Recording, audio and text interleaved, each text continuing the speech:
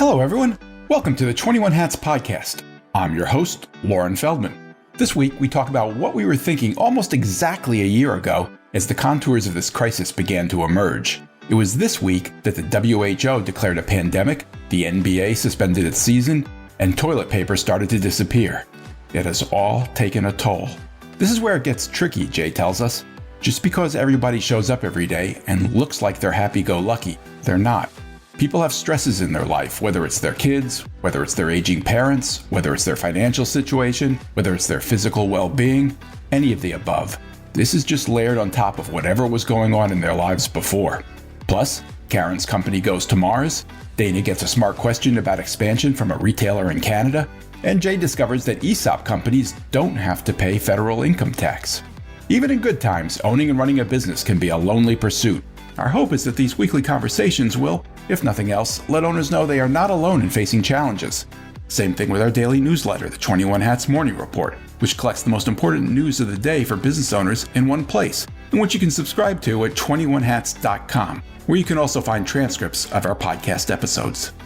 This week's lineup features Karen Clark-Cole, who is CEO of Blink, a user experience research and design firm in Seattle, Jay Goltz, whose companies in Chicago include a picture frame business, artist frame service, and a home furnishing store, Jason Home. And Dana White, who is CEO of Paralee Boyd, a chain of hair salons based in Detroit. The episode is titled, I Need a Vacation.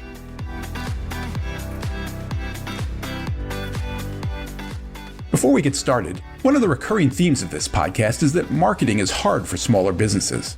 One reason it's hard is that we are all besieged by self-appointed digital marketing gurus who overwhelm us with outlandish promises.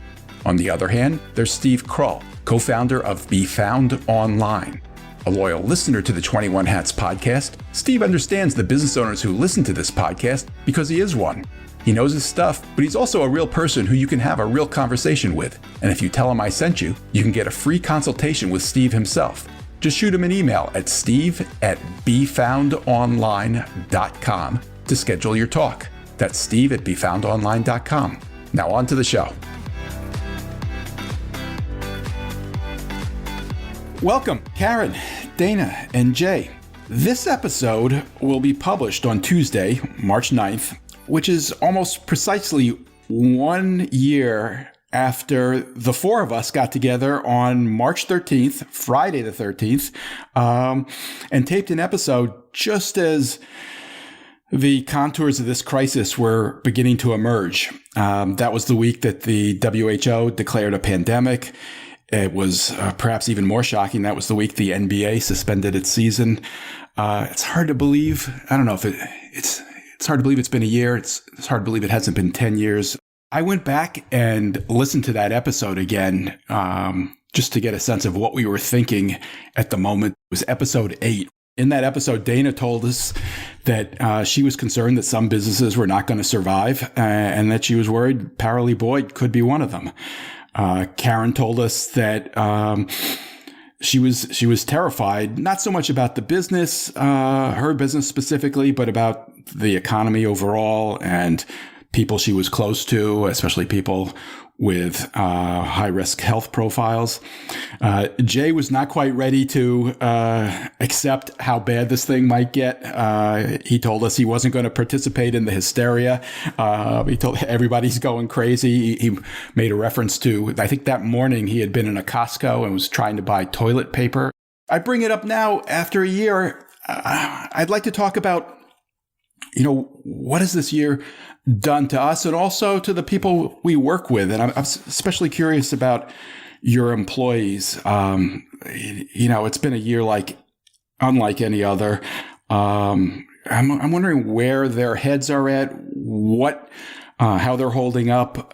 It's such a tricky relationship between an employer and employee. I mean, especially with mental health issues, what do you want to know? What are you allowed to know? What can you ask?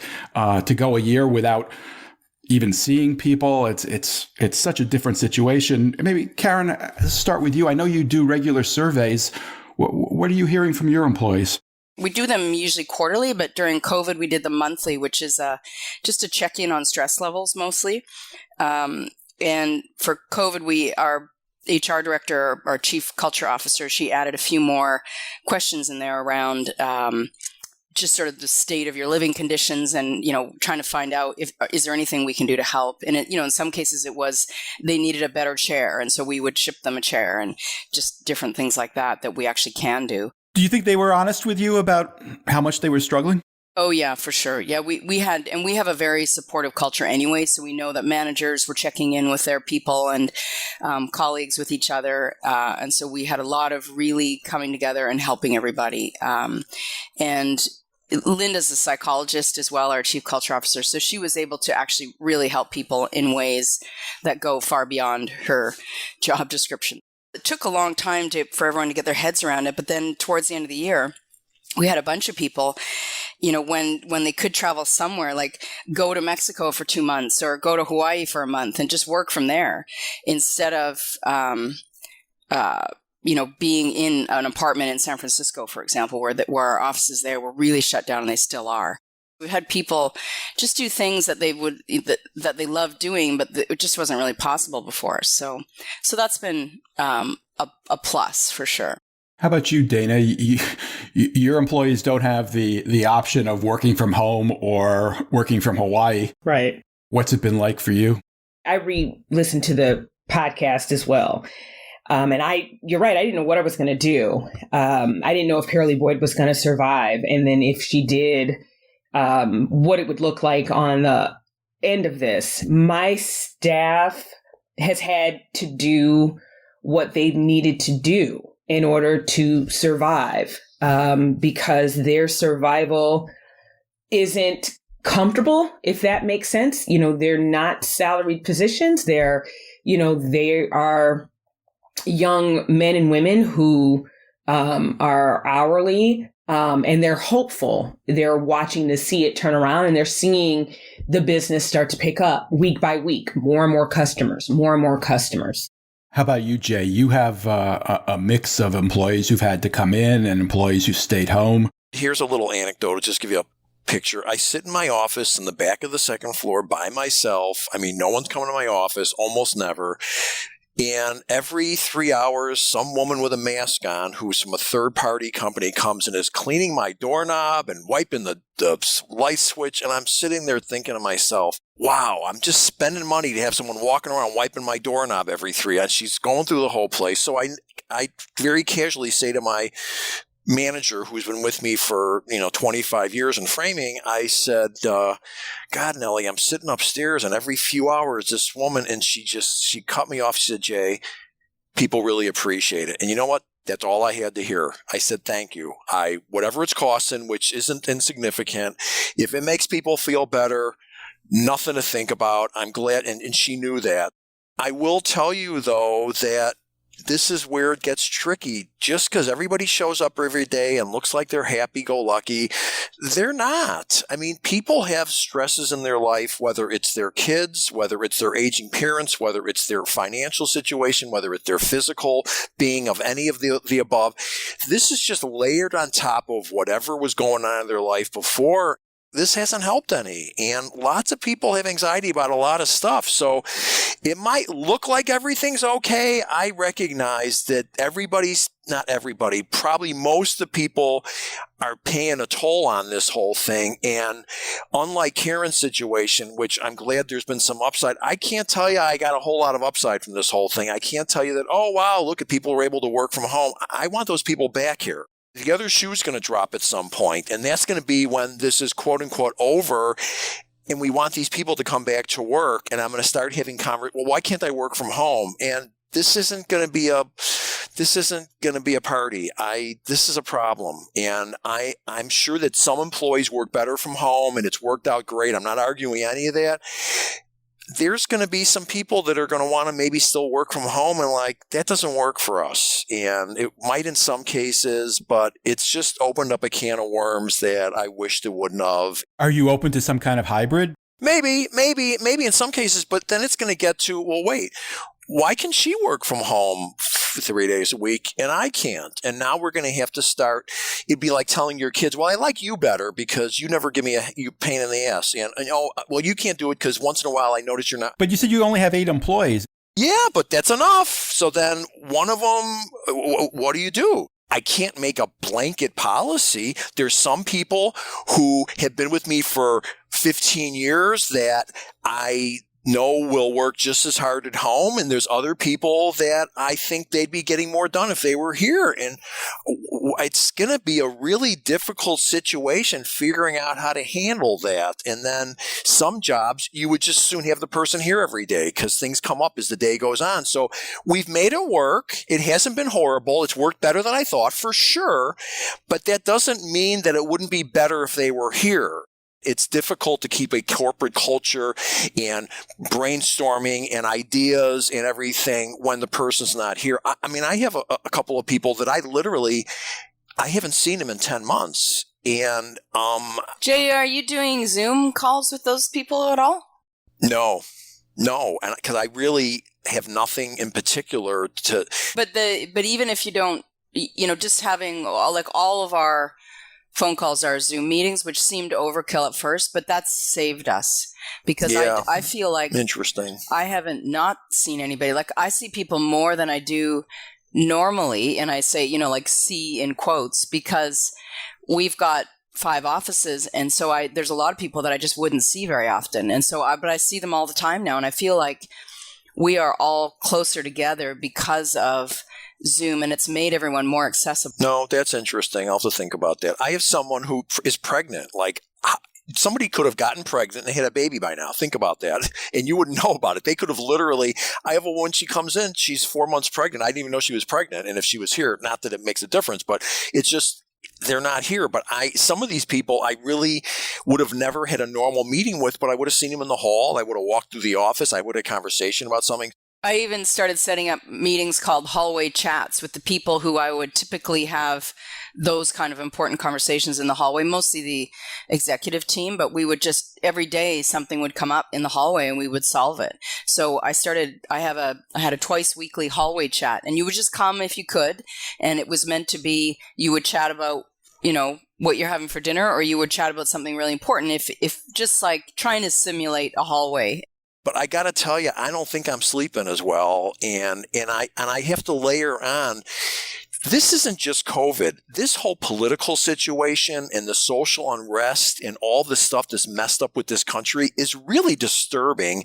And I think I'm going to stop watching CNN and MSNBC and all of it, because I got to tell you, I think it's adding to the whole thing. Because I think you've told us that before, Jay. I think it's time for you to stop. I work out on the elliptical in the morning for 40 minutes. This morning, I didn't turn it on. I turned it on for 3 minutes, and it was already too much. I turned it on, and I had to hear about inflation, and it's like there was no upside to it. So, yeah, I'm telling you today, you can hold me accountable. As of today, next time I'm on this show, you ask me, I'm not watching TV for the next whatever, because it's not helping my head any, because it's really messed up. The world's messed up.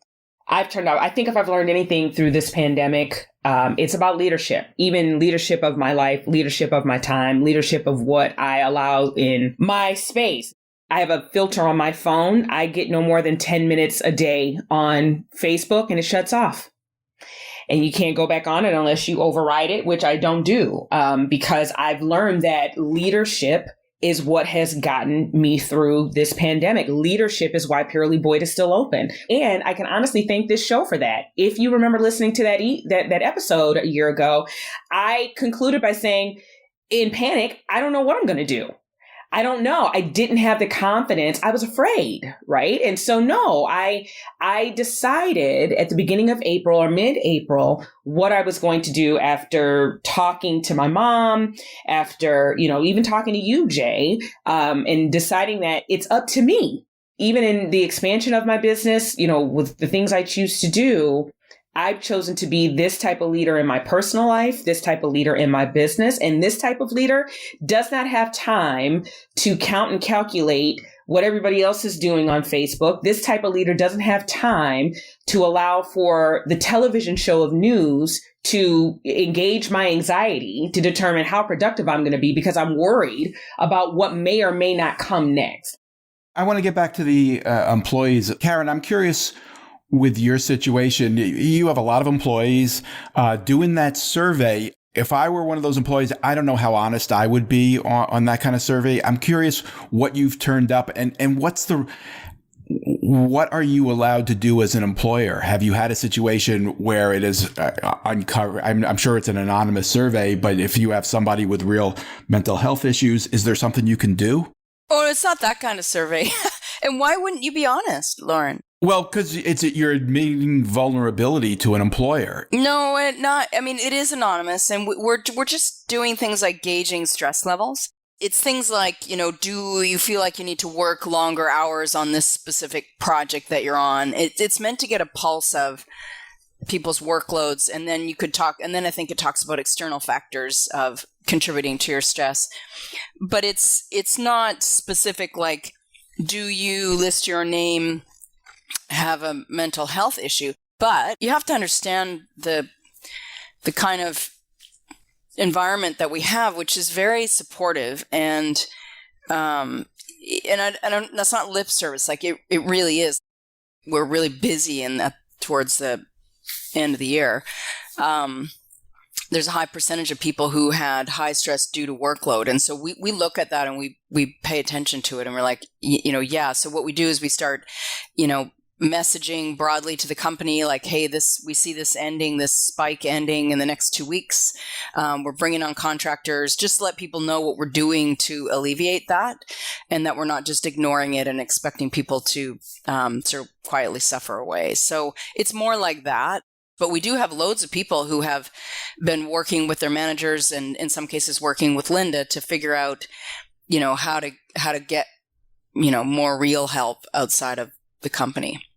And there's a problem with that. We have an employee who's been here for years that was having some anxiety, and we were trying to accommodate this person by giving them some FMLA treatment, so they could have some flexible time. And they can't get an appointment with a professional because they're overwhelmed. They couldn't get an appointment for 3 weeks or something. So the healthcare industry is being burdened. And I just did a little research before the podcast. They think suicides in the United States are up 30% this year. I mean, there's people that are being pushed to the edge, and you don't necessarily know it. And that's concerning and troubling. And it's not something that the typical employee is going to necessarily walk into the office. First of all, I'm bigger than most companies. I mean, most companies don't have 100 employees. Most companies under 100 employees don't have an HR person. So if you've got a company with 40 employees, there is no HR department frequently. And who would they go tell that to? It's really a problem in business. At least I have an HR person, and I've had to learn the hard way. Whatever they do, they keep me out of it now. I made the mistake of thinking, well, I own the company, I should know what's going on. And boy, was that a mistake. So I realize now I've got an HR person. She's competent. Karen's got her person there who's also got a psychology degree, which is great. If you don't have that and you've got a 20-person, 10-person, 30-person company and there's no one designated to do that, who are they going to tell? The owner of the company? Dana? So here's the thing, again, and this was what I struggled with during the pandemic. There's a lot of layers when we're talking about how we as owners interact with our staff and what they give us and what they give back, right? And all of our staffs are operating at different places. So no, we don't have somebody, with mental health expertise on our staff to be there to talk. Like I was listening to somebody last year, and they called me after their podcast and said, "Well, Dana, why don't you do a dueling piano bar via Skype or Zoom for your staff?" That's not my staff, right? My staff. When is my next check coming? They might appreciate that, but their mindset is, Dana, aren't you going to pay our checks through this pandemic?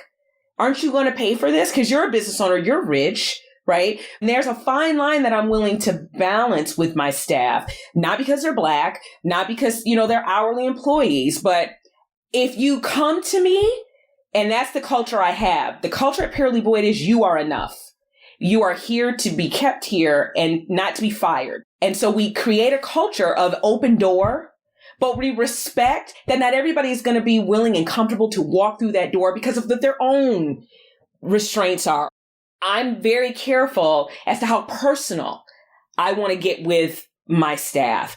Also because I do have staff that sometimes doesn't understand the difference between Dana being my friend and my managers being my friend and being a good boss. So there are these dynamics that are hidden that at larger companies or at companies that have a different barrier of entry than my company, they're like, well, Dana, why don't you do this? Well, okay, they're not engineers. These are 22-year-old women and men who went to cosmetology school from McDonald's. And they're not, and I'm not saying we can't do it, but I'm just saying that I'm very cautious. I've been in that situation where I was that boss bringing that corporate culture that I was used to. And I was an employee leader, and the breakdown that happened in my company because I was an employee leader. I was involved. I learned that distance at Paralee Boyd was healthy because at the time, my staff didn't know the difference between a good leader and a friend. So I would get a text message at 2:00 in the morning saying, my boyfriend just cheated on me. Are you up? Can we talk? I don't think either any of you guys have had that text. Oh, Dana, don't think. Let me tell you something. Yeah. I've bailed several people out of jail in the middle of the night, so don't think that I'm there. And believe me, I'm not at all telling you or anyone else you should have this. I totally hear where you're coming from.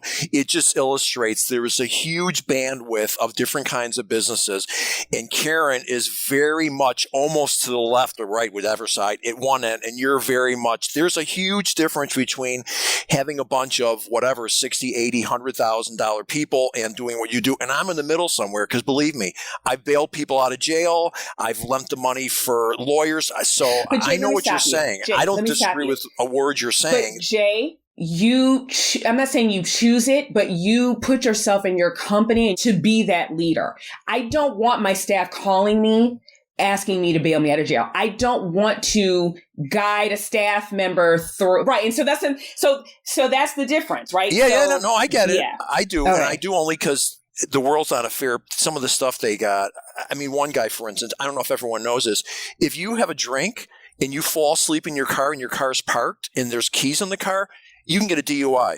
So anyway, I'm not saying anybody should be doing anything. I'm saying it's just a mixed bag out there, and there's issues out there. And I personally, I don't want to go around to every employee and say how I don't want the responsibility of Lauren. I think you said, do you want to know? I maybe don't want to know some of it. There's only so much I can do at this point. So I certainly the biggest joke in business, I think, is the phrase, "Oh, we've got an open door policy."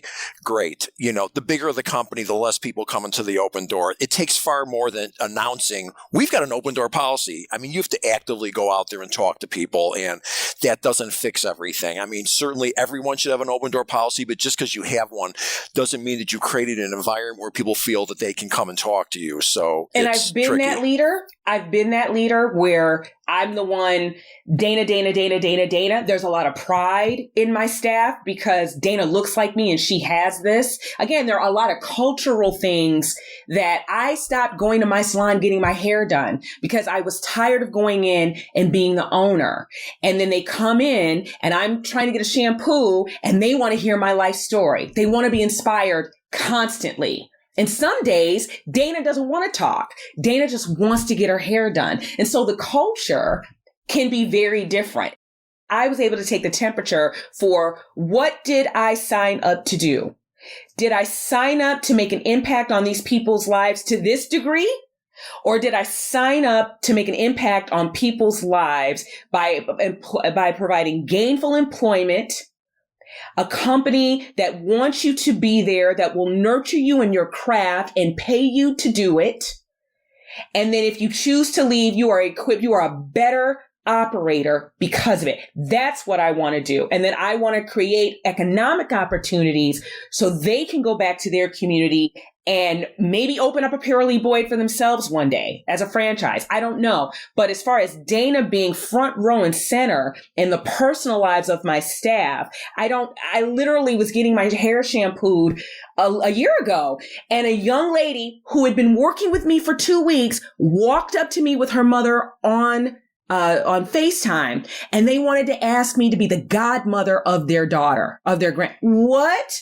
And so, no, Dana's not going personal. I think that that's a good illustration of how there's a huge difference in different kinds of... There's a huge difference. Yeah, but as a leader of the organization, I'm committed to doing the things I just said I did. That is how I do it. Work from home. As long as it's done, my air traffic controllers can't work from home, but my operations manager can. And as long as it's done, I don't care if you're in Kathmandu, because where you are affects how you produce. I've been in that work environment where I've dreaded going into work, right? And loved getting stuff done from home because I didn't have to balance the Barack Obama questions, right? I didn't have to balance the can I touch your hair questions. I could just produce. So for everybody, Jay, as you're saying, you like everybody around you, but make sure you're getting the temperature and the culture that may not be completely obvious to you because you're the owner, but try to make sure that it's working for everybody, because not everybody is dealing with what you're not dealing with as an owner. And this listen, is a unique opportunity. I feel bad no with one's COVID. ever asked to touch my hair, so you got me on that one. It's not really something I like when people ask me. I hear what I totally understand where you're coming from. I've asked you about your employees, and some of your answers have gotten into what this year has been like for each of you as well. But I like to ask that more directly. How are each of you doing? How have you held up? Karen? Well, it's stressful for everybody. I mean, all those things, like Dana's saying, it's a leadership moment, for 365 days for sure. And I miss seeing people, and it breaks my heart to go in and see an empty office when we put so much energy into making that a really great space for our employees and our clients. It's managing kids' school, worrying about, education, and worrying about the stress of the kids who are trying to keep up in school. And, that's real and a big part of my life. But I mean, I think, again, I'm trying to look for, okay, so what are some different ways of thinking? And I'm going to get out of the city too. So I'm in the process of moving. I have a little cabin in the woods in the mountains, and I've had it for a long time, and I've always wished I could be there full time. And it just one day it kind of dawned on my daughter and I, who's 12, that, well, why don't we? She goes to school in person 2 days a week right now, and I can do the same with the office. How far away is it? It's an hour and a half from the city. So you'll be able to do that on those 2 days a week? Yeah. Yeah. And, and the rest of the time, my neighbors are elks, and I look out at large trees and a little river, and it's paradise. And it's just never been an option before. So, no, it's a house. It's a real house.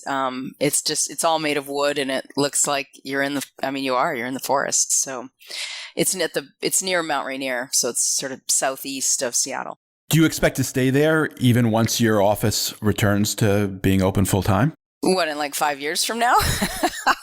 Do you think it's going to take that long?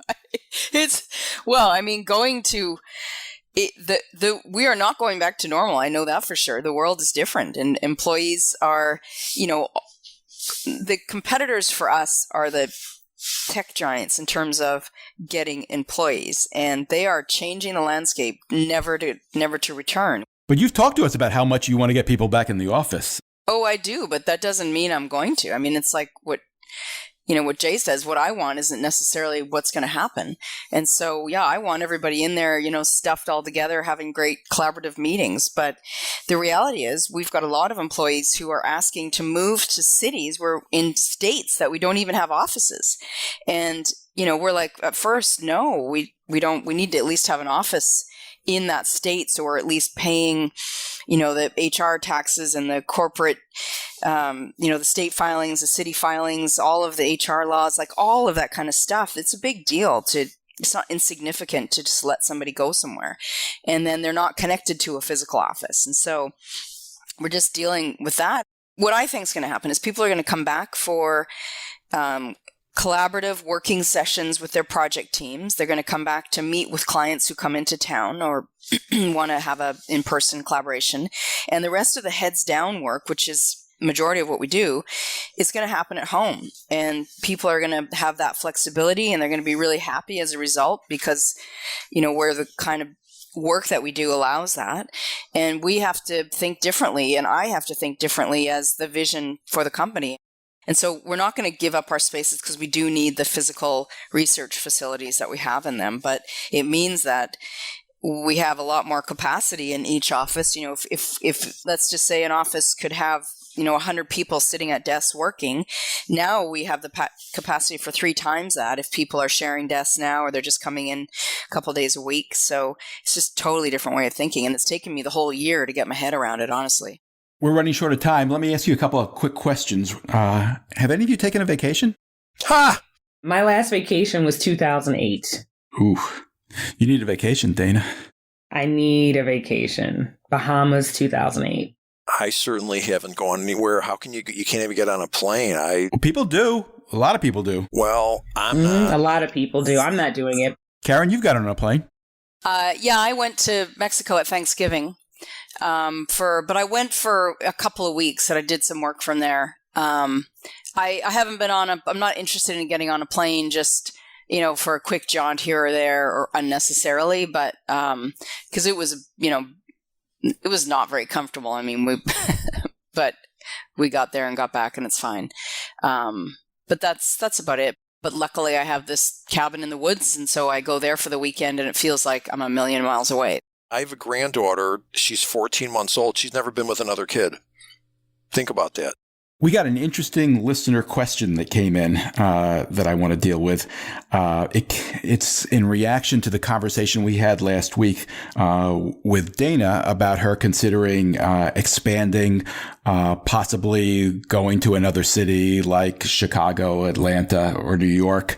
The question comes from John Stiles, who says he's a lifelong retailer with a company called Underground Clothing in Canada. He wrote, the subject of the expansion plans for Paralee Boyd were interesting. I was surprised that a question that wasn't asked was how expansion outside of the Detroit area would provide operating synergies to her existing locations. It would seem logical to me that building out Detroit would allow her management team to focus on a single geographic area. Things become much more complex when your operations are spread out over multiple cities, possibly time zones. Sticking to one market and having better marketing and operational synergies would make things easier to run and probably more profitable. The next step after building a solid base in Detroit would be to step out into new markets. I'm curious, Dana, what do you think of that? Oh, it's a great question. And it's one I've been wrestling with. Understanding this market is why I'm considering going to other markets. And speaking to other entrepreneurs in this market, like 10 of them, and we're all on the same page. The Detroit market is a great place to start your business, but Detroit has been through a lot. And one of the biggest things it's been through is a population downturn, and it doesn't have the population density to truly test what you can do. In regards to operational synergies, it's a matter of making sure your operations are put together in your one location, and then bringing on people that have broad experience, a lot of experience managing and operating, especially salons and businesses across the country. So that is the experience my operations manager brings. Doing it by myself was never an option. And is also one of the reasons why the Southfield location closed, is because let's focus on one and grow it.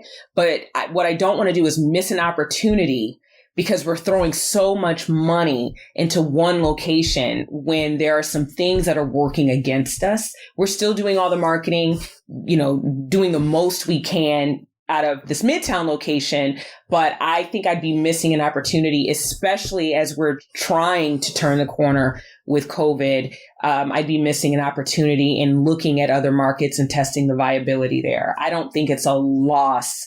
I think if this pandemic has taught me anything is to stay on fire and plow ahead. I think there's opportunity to consider in the expansion. It's also about not the pandemic. It's about pan pizza.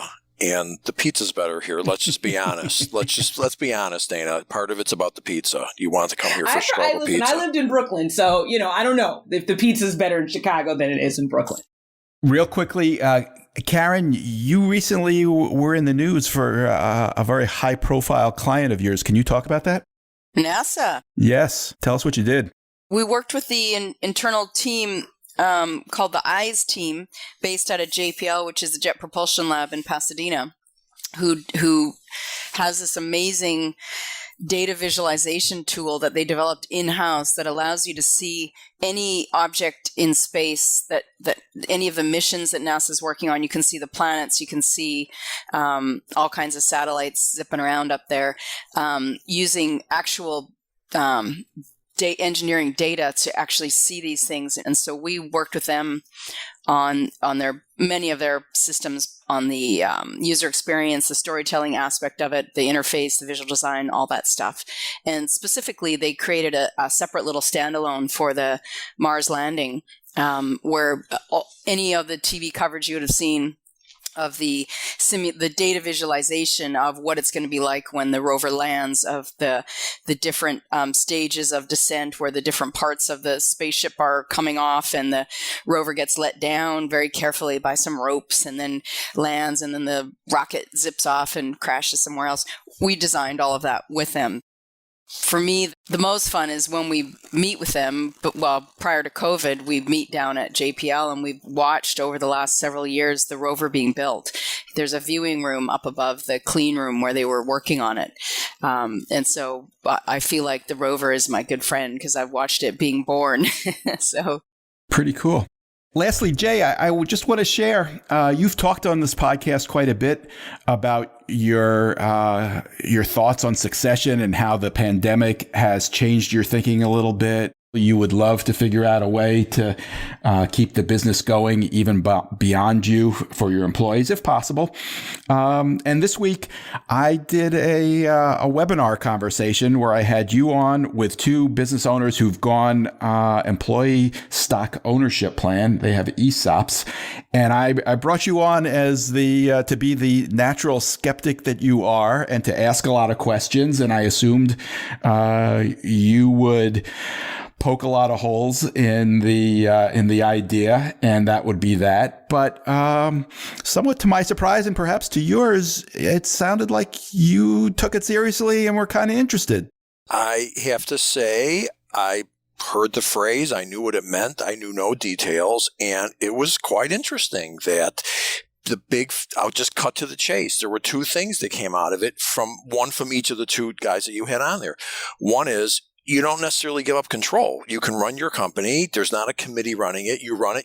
And the second thing is, there's no downside to the employees because, and as you know, Lawrence, I talked to you about it. I said to you, this can't be true. It is true. You don't pay federal income tax. And if you're an ESOP, and that money can go into a pool that helps the employees buy the company from you. And it's probably not an overnight thing, but if you plan it out over a period of 10, 15, 20 years, you're basically taking advantage of tax laws to generate some cash to help the employees buy the company.